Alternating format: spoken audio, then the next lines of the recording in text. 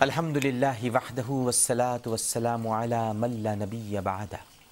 اما بعد۔ ناظرین کرام السلام علیکم۔ پروگرام آثار قیامت کے ساتھ عامر لیاقت حسین حاضر خدمت ہے۔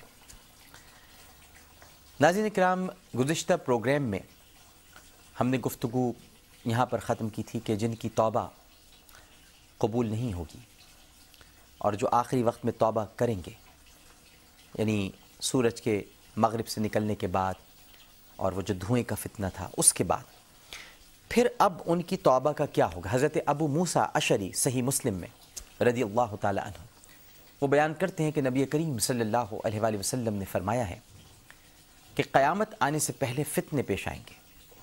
جو اندھیری رات کے ٹکڑوں کی مانند ہوں گے، یعنی ہر ساتھ میں انقلاب پیدا ہوتا رہے گا۔ اس وقت آدمی صبح کو ایماندار اٹھے گا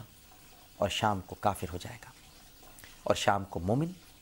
اور صبح کو کافر ہو جائے گا، اور وہ ایسا کرتا رہے گا یہاں تک کہ سورج مغرب سے طلوع نہ ہو جائے۔ حضرت ابو موسیٰ اشعری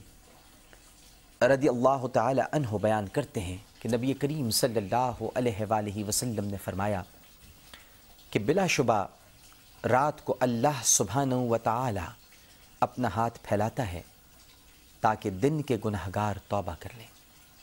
اور بلا شبہ دن کو اللہ جل مجدہ ہاتھ پھیلاتا ہے تاکہ رات کے گناہگار توبہ کر لیں جب تک کہ سورج مغرب سے طلوع نہ ہو۔ حضرت صفوان رضی اللہ تعالی عنہ سے مروی ہے کہ نبی کریم صلی اللہ علیہ وآلہ وسلم نے فرمایا، اللہ رب العزت نے مغرب میں باب قبولیت قائم کیا ہے جس کی چوڑائی 70 سال کی مسافت کے برابر ہے۔ یہ اس وقت تک بند نہیں ہوگا جب تک کہ سورج مغرب سے طلوع نہ ہو جائے۔ پھر فرمایا کہ اللہ سبحانہ و تعالیٰ کی اس آیہ مبارکہ کا یہی مطلب ہے، سورہ انعام آیت 158، جس روز آپ کے رب کی بڑی نشانی آ پہنچے گی اس روز کسی ایسے شخص کا ایمان کام نہ آئے گا جو پہلے سے ایمان نہ رکھتا ہو۔ ناظرین کرام، اس حدیث سے یہ بات واضح طور پر سامنے آ گئی کہ قبولیت کی حد اس وقت تک ہے جب تک کہ سورج مغرب سے طلوع نہیں ہو جاتا۔ فتح الباری میں علامہ حافظ ابن حجر علیہ الرحمہ نے اس دعوے کے حق میں کئی دلائل دیے ہیں، اور احادیث مبارکہ کی روشنی سے انہوں نے یہ دلائل پیش کی ہیں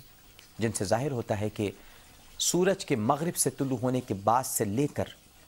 روز حشر قائم ہونے تک کے درمیانی عرصے کے دوران باب قبولیت بند رہے گا۔ فتح الباری میں طبرانی سے حضرت عمر بن العاص رضی اللہ تعالی عنہ کا یہ ارشاد منقول ہے کہ آفتاب کے مغرب سے طلوع ہونے کے بعد لوگ دنیا میں 120 سال تک رہیں گے اور پھر قیامت آ جائے گی۔ اب ناظرین آگے بڑھتے ہیں اور دابۃ الارض کا ذکر کرتے ہیں۔ دابۃ الارض ایک عجیب الخلقت جانور کا نمودار ہونا، یہ بھی علامات قیامت میں سے ہے، یعنی یوں کہہ دیں آپ کہ علامات قرب قیامت میں سے ہے۔ روایات میں ہے کہ مغرب سے آفتاب طلوع ہونے کے دوسرے روز مکہ مکرمہ کی مشرقی جانب میں جو پہاڑ ہے اور جس کو کوہ صفا کہتے ہیں، زلزلے سے پھٹ جائے گا، اور چاشت کے وقت ایک جانور باہر نکل آئے گا، وہ لوگوں سے کلام کرے گا اور پھر غائب ہو جائے گا۔ تھوڑے دنوں کے بعد یمن اور نجد میں نظر آئے گا، پھر غائب ہو جائے گا۔ تیسری بار وہ اس طرح نمودار ہوگا کہ ایک ہاتھ میں موسیٰ علیہ السلام کا عصا اور دوسرے میں سلیمان علیہ السلام کی انگوٹھی ہوگی۔ صحیح مسلم میں حضرت عبداللہ ابن عمر رضی اللہ تعالی عنہ کہتے ہیں کہ میں نے نبی کریم صلی اللہ علیہ وآلہ وسلم کو یہ فرماتے ہوئے سنا ہے کہ قیامت کی پہلی علامات میں سے 2 نشانیاں ہیں، یعنی آفتاب کا مغرب کی طرف سے نکلنا اور دعوت الارض کا لوگوں پر خروج کرنا اور کلام کرنا۔ چاشت کے وقت ان دونوں میں سے جس کا وقوع پہلے ہو اس کے بعد فوراً دوسری وقوع میں آئے گی۔ قرآن مجید اللہ تعالیٰ کی کتاب بلاغت، اس میں ارشاد ہوتا ہے سورہ نمل آیت 82، یعنی جب بات ان پر آ پڑے گی، یعنی قیامت کا زمانہ قریب آ پہنچے گا، تو ہم ان کے لیے زمین میں سے ایک چوپایا نکالیں گے جو ان سے کلام کرے گا، جو ان سے کلام کرے گا، اس لیے کہ یہ لوگ ہماری آیتوں پر ایمان نہ لاتے تھے۔ اس آیہ مبارکہ کی تفسیر میں علامہ ابن کثیر نے اس جانور کے خروج کو اللہ سبحانہ و تعالیٰ کی آخری حجت قرار دیتے ہوئے لکھا ہے کہ جب دنیا انتشار اور افتراق کا شکار ہو جائے گی، ہر طرف بدعنوانی اور کفر کا دور دورہ ہوگا،